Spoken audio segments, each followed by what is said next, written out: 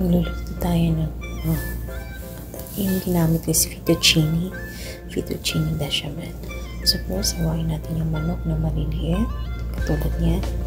Tapos nakita natin may tubig pa, so kailangan natin patuyuin.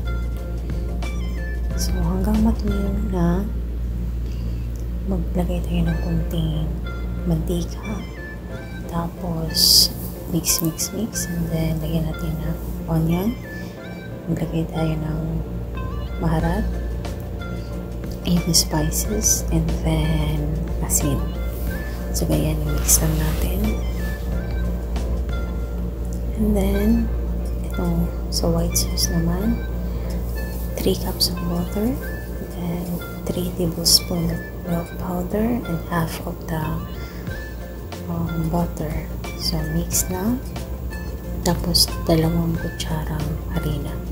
So ganyan, i-mix lang natin hanggang sa makuha natin yung consistency ng ating white sauce.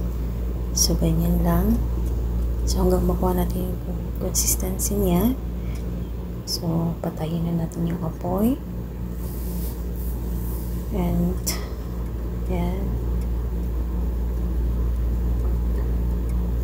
kailangan natin i-mix na maigi. At pagkatapos natin gumawa na ganyan, lagay natin sa lalagyan.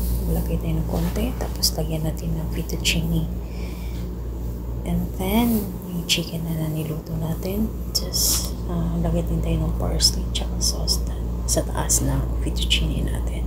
Then, salang natin sa oven.